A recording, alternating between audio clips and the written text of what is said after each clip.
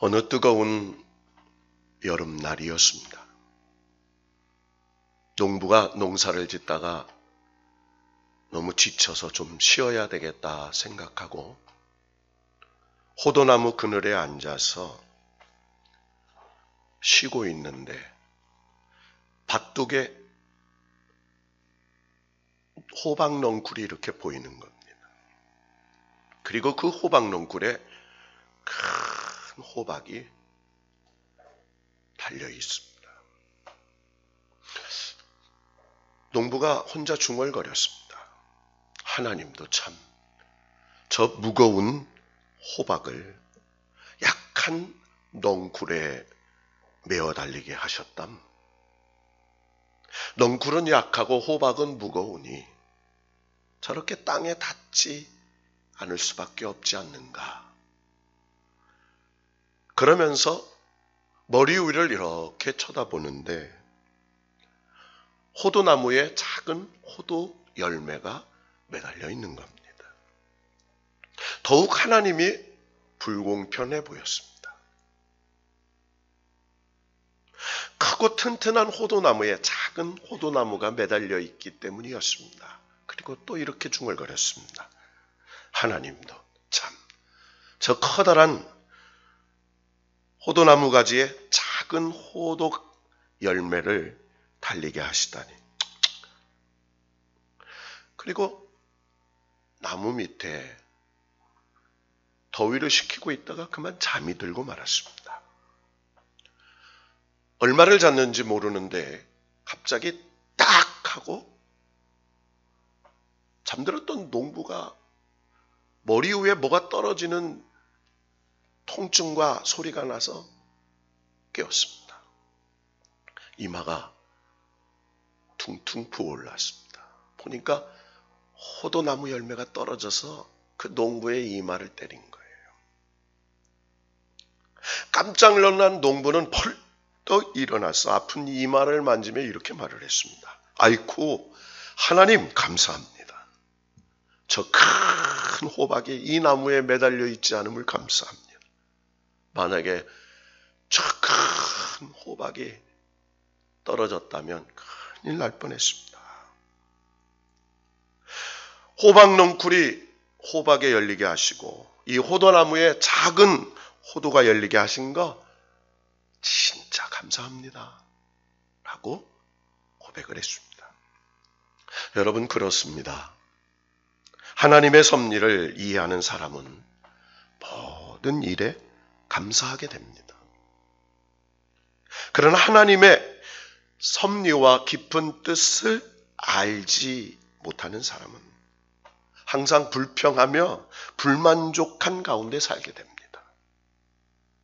우리가 감사하며 살아가느냐, 우리가 불평하며 살아가느냐에 따라서 우리의 삶이 행복해질 수도 있고 우리의 삶이 불행해질 수도 있다는 겁니다.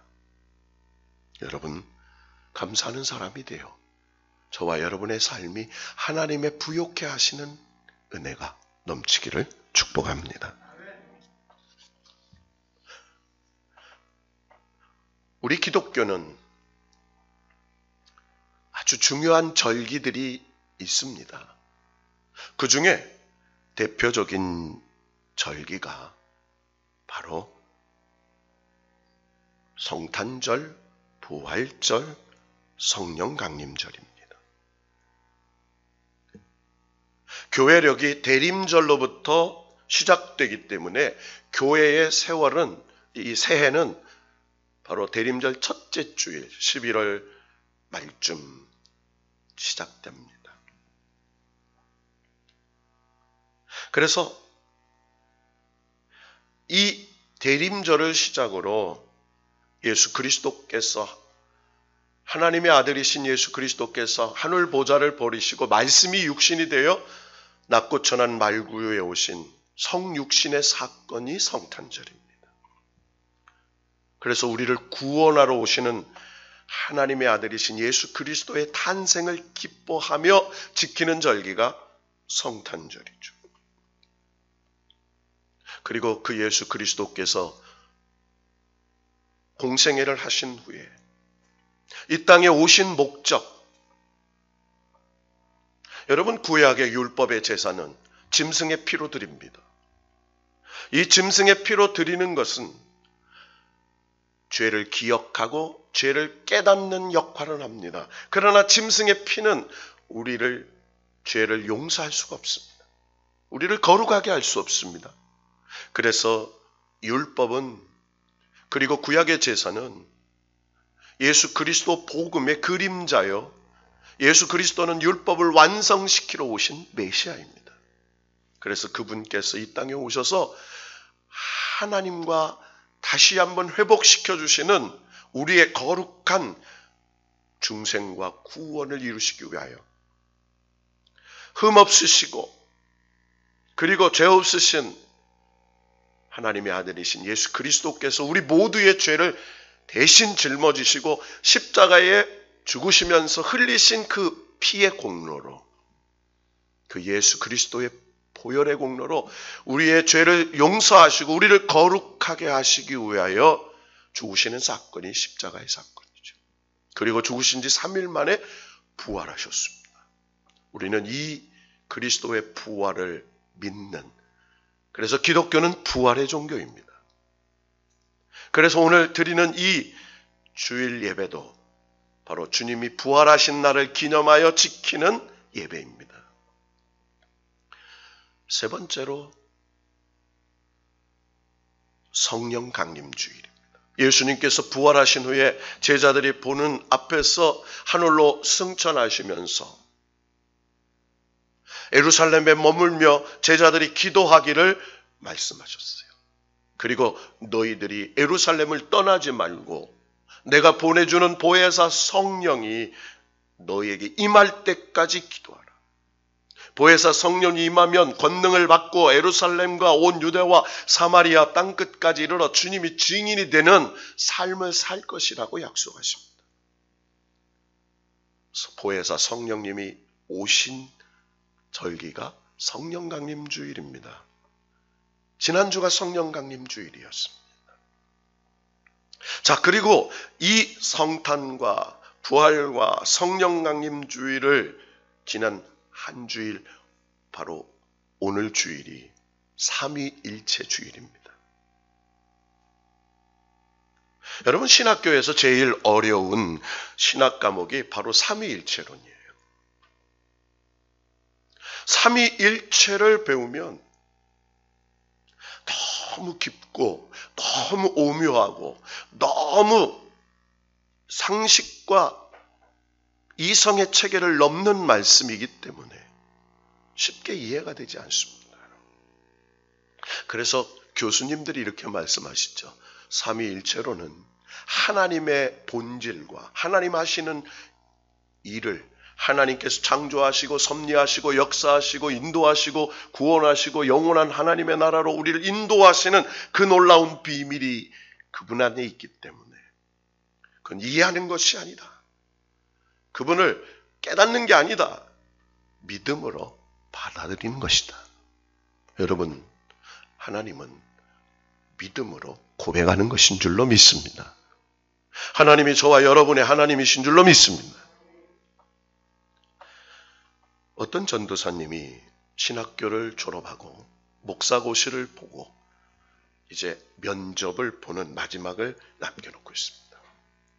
면접하는 목사님이 그 전도사님에게 이렇게 질문했습니다. 전도사님, 신학교에서 공부를 하셨으니까 주후 325년에 교회사에 아주 중요한 회의가 하나 있었습니다. 그 회의가 어떤 회의인지 아십니까? 라고 물었습니다. 그때 그 전도사님이 이렇게 대답했습니다.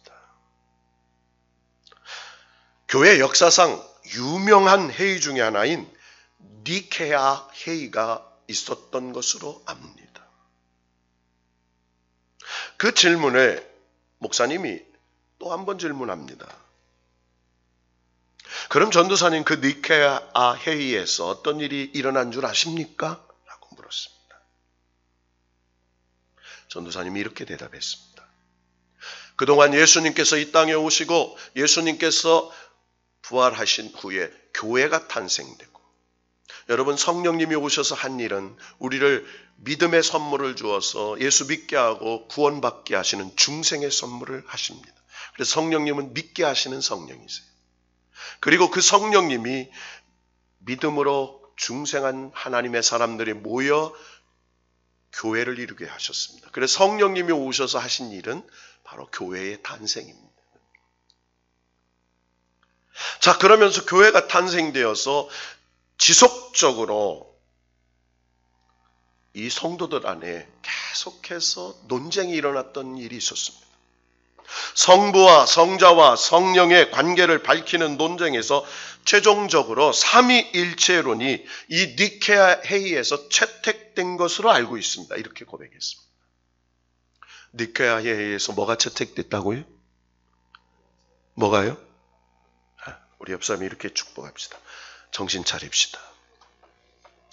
다시 한번 정신 차립시다. 여러분, 예배는요 정신을 차려야 돼요.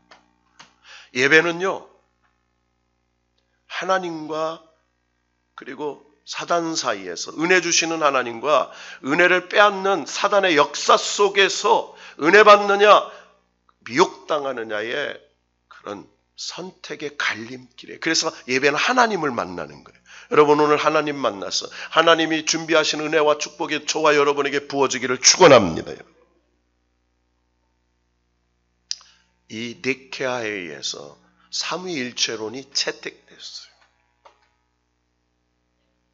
그러자 목사님이 전도사님에게 이렇게 말을 했습니다. 전도사님, 앞으로 목사님이 되어서 사역하시는 동안 이 삼위일체 신앙에 대하여 흔들리지 않는 확신을 가지시기 바랍니다.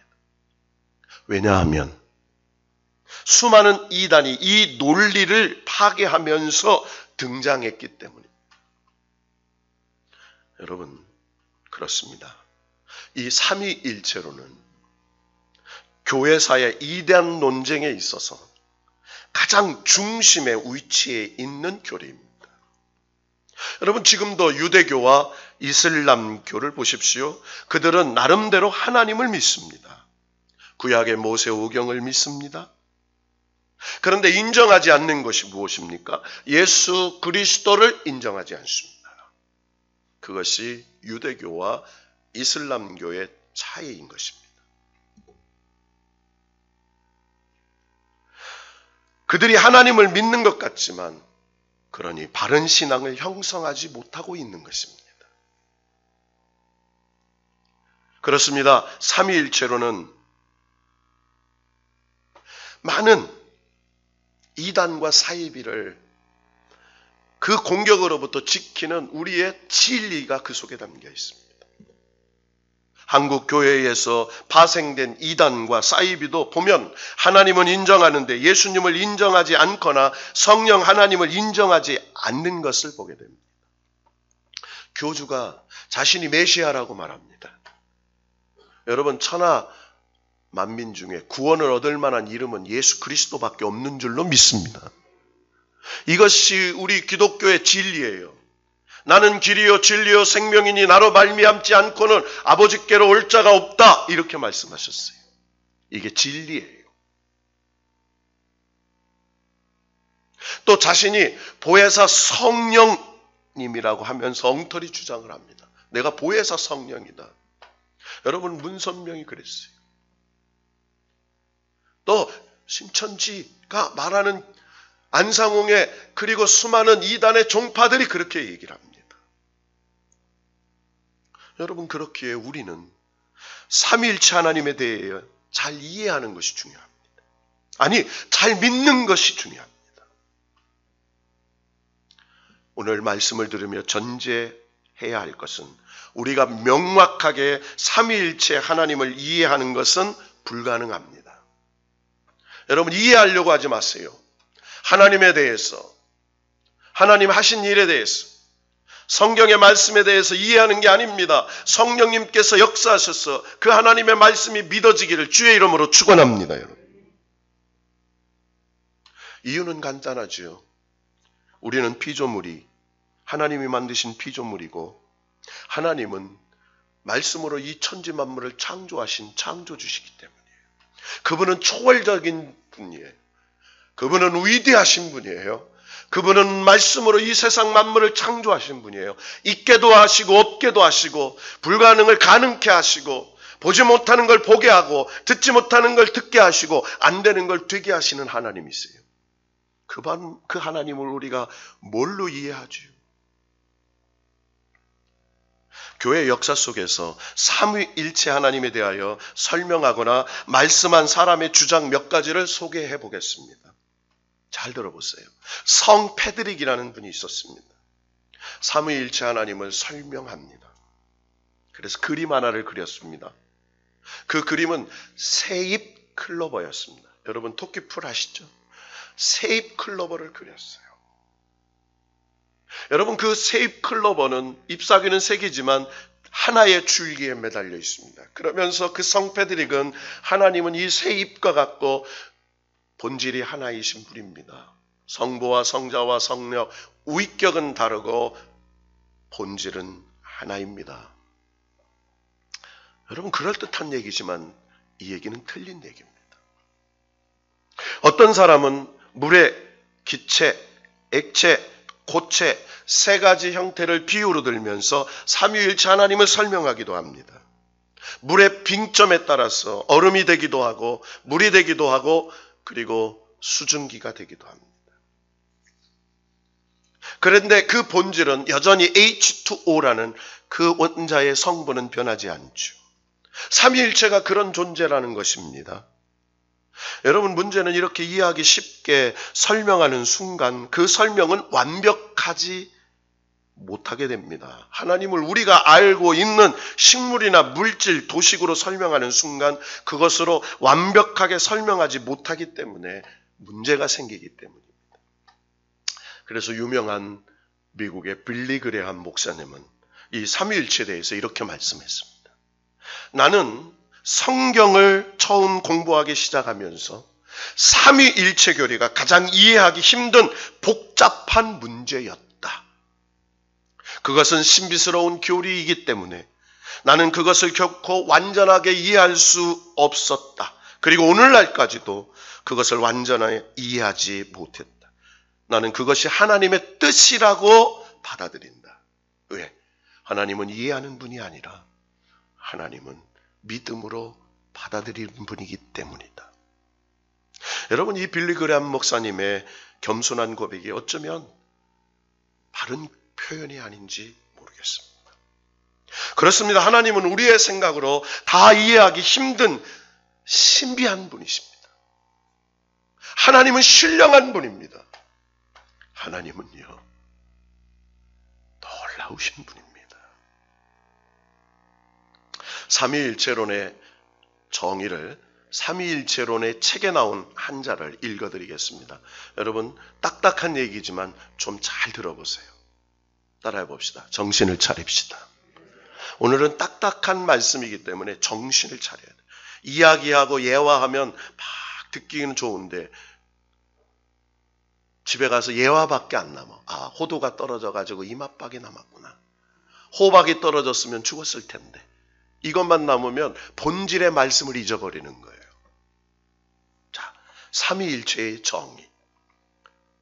하나님은 한 분이시며 성자, 성부, 성자, 성령, 삼위로 영원히 존재하는데 삼위는 각각 완전한 하나님이시다.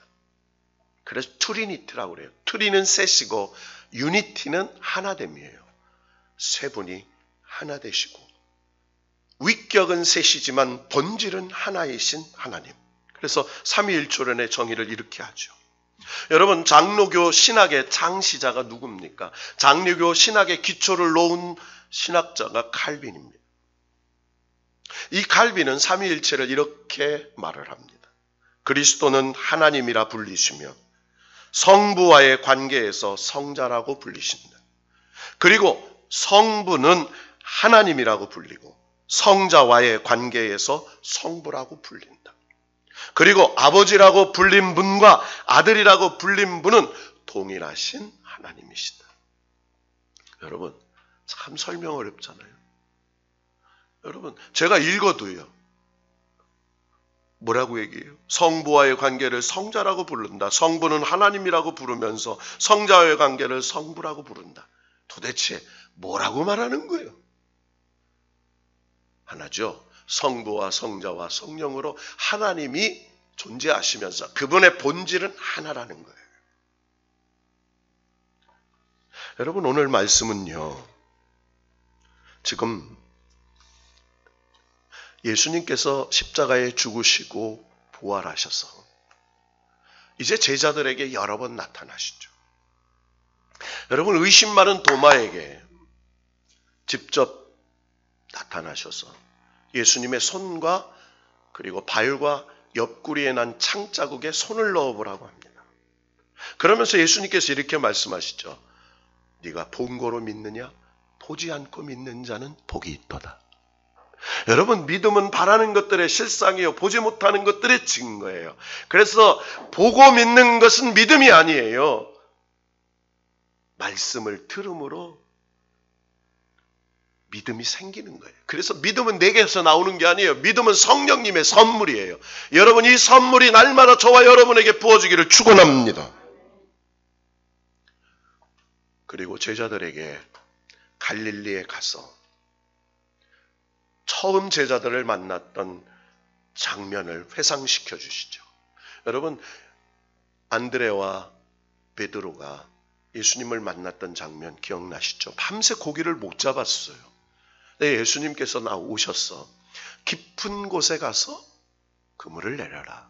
그랬더니 엄청나게 많은 고기를 잡았어요. 그때 베드로가 이분이 하나님이시라는 놀라운 감동을 깨닫고 엎드려서 주여 나는 죄인이 나를 떠나소서 고백해요. 이게 베드로가 예수님을 처음 만나는 장면이었어요. 3년 동안 베드로는 예수님을 따라다니며 예수님으로부터 하나님의 나라와 천국 복음과 그리고 예수님으로부터 가르침을 받아 제자가 되죠.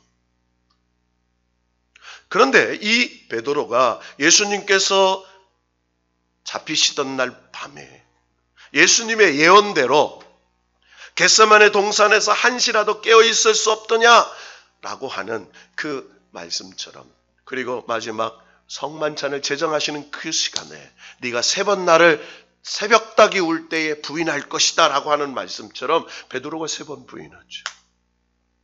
여러분요, 하나님은요 우리의 허물과 잘못과 죄를 책망하시는 분이 아니에요.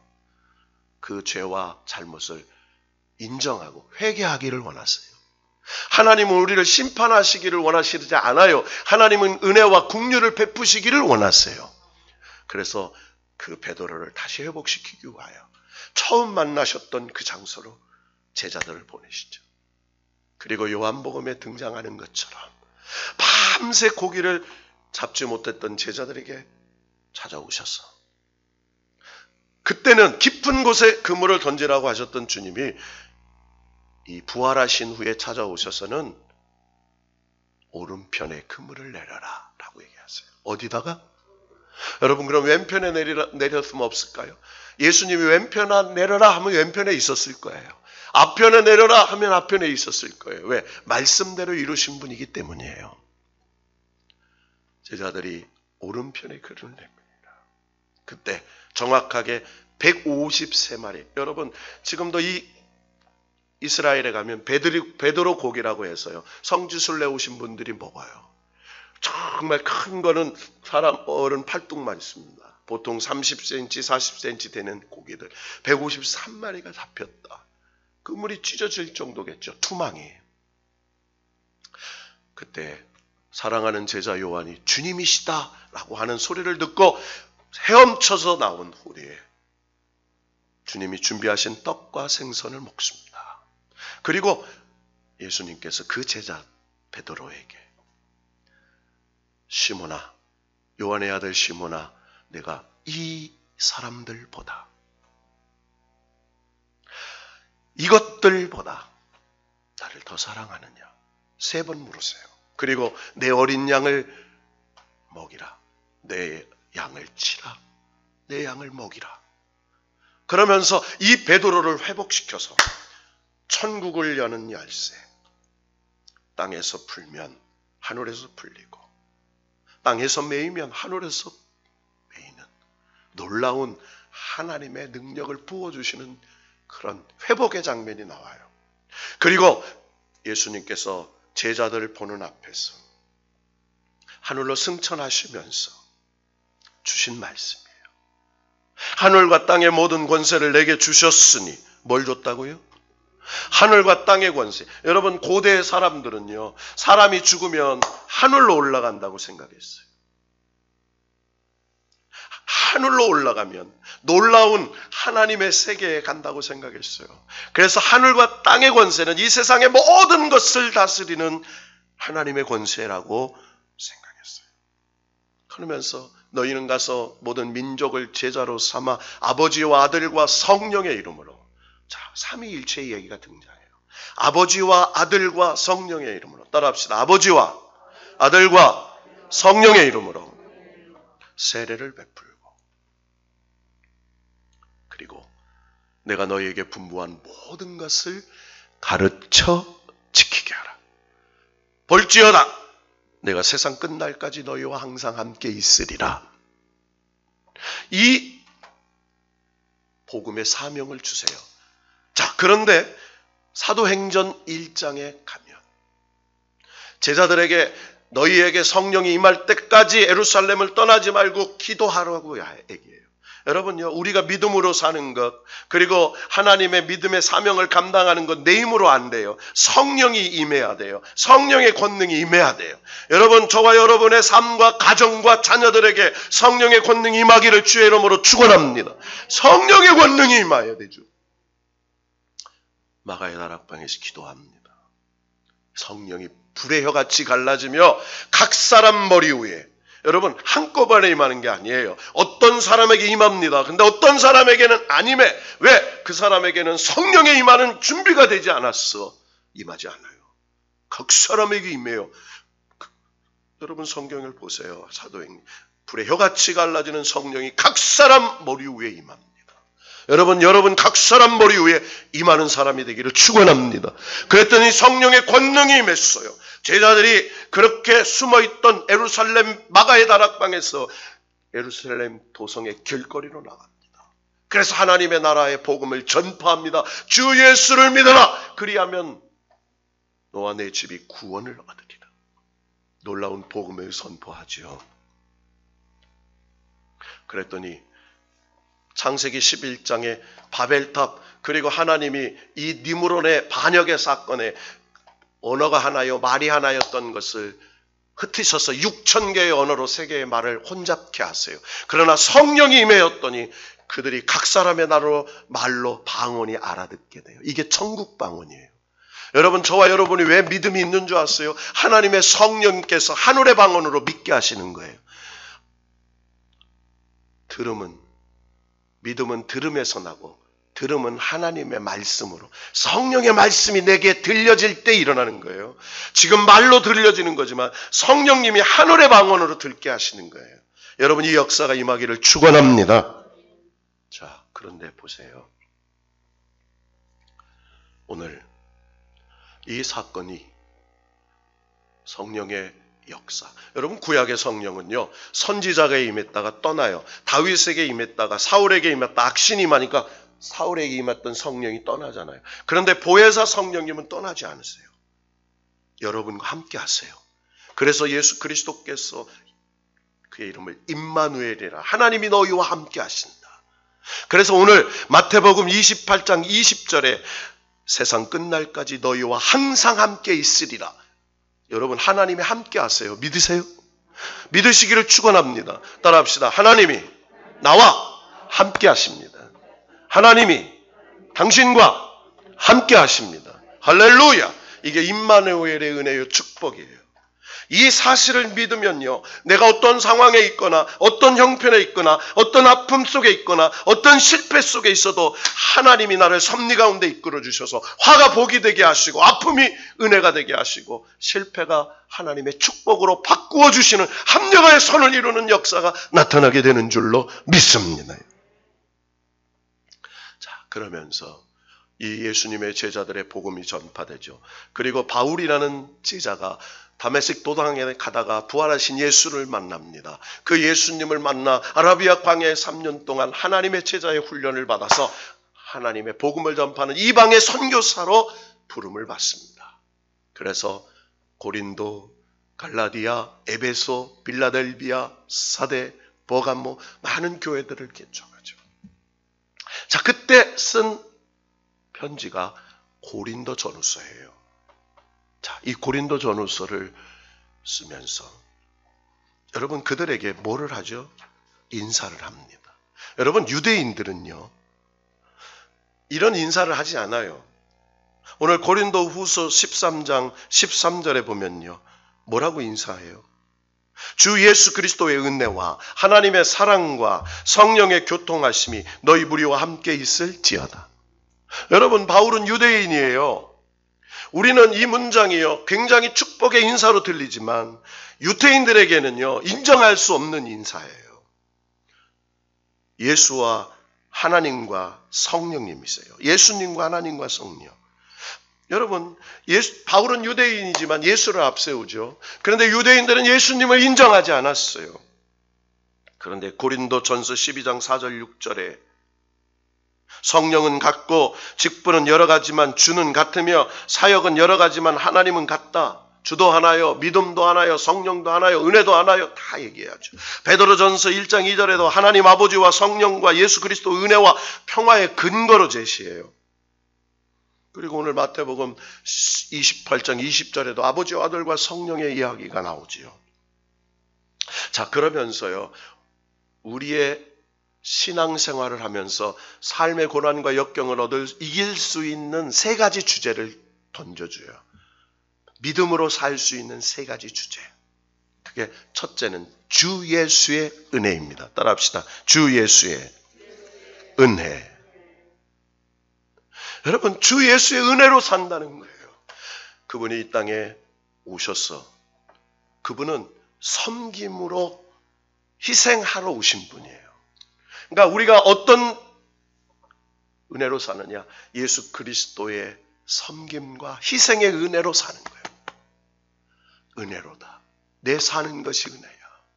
여러분 뒤돌아보면요. 어저께 우리 권사님 네 분하고 우리 부목사님하고 식사하면서 옛날 얘기를 어떻게 하게 됐어요? 옛날 얘기. 그 옛날 얘기 하더니 뭐 옛날에 이 머리에 이 있는 거 있잖아요. 이 옛날에 국민학교 다니면서 보면요. 머리가 흰 이 여학생들 머리에 석회가 이렇게 있고요. 찬빗으로 보면 이가 막 떨어지고요. 뭐 그랬던 거 얘기예요. 뭐 저희 국민학교 다닐 때 신발 고무신 사면요. 꼭 앞에 페인트로 뭘 칠했어요. 뭐 바뀔까봐 그런 얘기하면서 그런데 꼭 새 신만 신고 가면 없어져. 떨어진 거. 그러면서 뭐 고구마 먹던 거. 옛날에 여러분 쥐와 함께 살았잖아요. 학교에서 숙제 내놔요. 언제? 쥐꼬리 잘라가지고. 야, 요즘 그러면 큰일 납니다. 여러 우리 학생들 있지만 선생님이 쥐꼬리 잘라 오라고 그랬어. 그럼 어떨 것 같대? 다빈아, 쥐꼬리를 잘라 오래. 선생님이. 그럼 당장 사진 찍어 올려야지. 여러분, 옛날에 퇴비 만들어 오라고 그랬어요. 퇴비. 그죠? 방학 숙제로 퇴비 아시면. 여러분요, 이건 뭐 말도 안 되는 거죠. 그런 적이 많아요. 지와 함께 살았어요. 이와 함께 살았어요. 그래서 옛날에는요, 초등학교 들어가면은 여기 명찰에 뭐 손수건 이거 뭐예요? 코 딱. 근데 60명이면 60명 다 뭐가 나왔어요? 코가 나왔어요. 야, 희한하네. 지금 코 나오는 아이가 없습니다. 근데 그때는요, 장로님 그렇잖아요. 60명이면 60명 다 코 나왔어요. 그래서 왼쪽이 나오면요 하고요, 오른쪽이 나오면 한번 쑥 들어가 이게. 그래서 둘이 다 나오면 한번 다 들어가고. 그래서 이 손수건 뭐 하냐면 닦으라고 그래. 근데 이 손수건으로 닦는 아이 한 명도 없었어. 다 하고 닦았어요. 그래 여기가 반질반질해요. 이제 그런 얘기하면서 근데 되돌아보니까요, 은혜였어요. 은혜더라고요. 살아온 게 은혜였어요. 여러분, 저와 여러분 하나님 예수 그리스도의 십자가의 은혜로 사는 줄로 믿습니다. 은혜예요. 지금 바울은 잊지 말라는 거예요. 너와 내가 사는 그거 십자가의 은혜로 사는 거야 라고 얘기해요. 두 번째로는 하나님의 사랑과 이렇게 얘기해요. 이 바울은요 항상 예수님의 은혜를 앞세워요. 그런데 하나님의 사랑의 사건이 어디예요? 십자가입니다. 이 십자가, 하나님은요 죄를 미워하세요. 죄하고는 함께 하실 수가 없어요. 그래서 우리가 참회의 기도를 드리는 것은 우리의 죄를 용서하시는 예수 그리스도의 보혈로 용서의 선언을 해서 죄는 미워하시지만 죄인은 사랑하세요. 그래서 하나님의 공의와 사랑이 만나는 자리가 십자가예요. 죄를 사망시키고 십자가의 보혈의 은혜로 하나님의 사랑을 경험하게 되는 자. 그래서 하나님은요 사랑이세요. 여러분 하나님은 사랑이십니다.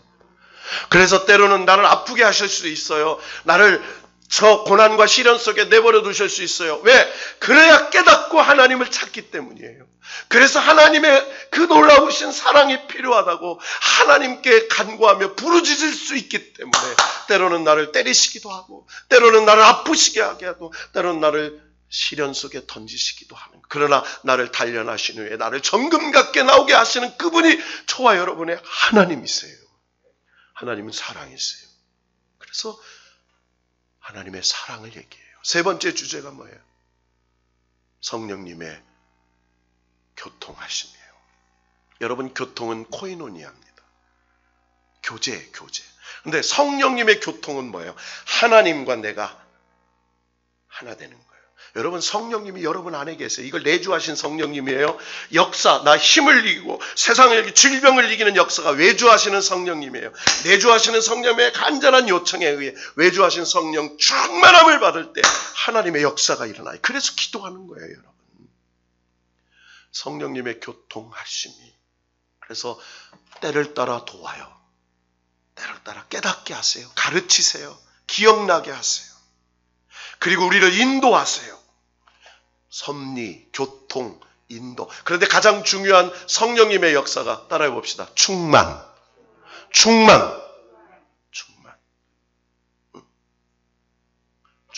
이건 뭐냐면 하나님의 공급하시는 능력이에요. 이거 봐. 내 능력이 아니에요. 여러분 오늘은 삼위일체 주일입니다. 이 삼위일체 주일을 맞이하여 우리가 하나님 앞에 무엇을 고백해야 될까요? 다른 게 아닙니다. 여러분 오늘 이 말씀을 통해서 저와 여러분에게 이 험악한 인생 속에 하나님의 예수의 은혜와 하나님의 사랑과 성령님의 교통하심 속에 역사해야 돼요. 예수 그리스도의 은혜는 성령님과의 교제 속에 나타나요. 그래서 그 구원의 은혜, 그 역사가 하나님의 사랑에 근거한다는 겁니다. 여러분, 오늘 말씀을 통해서 주님께서 주시는 교훈이 뭐예요?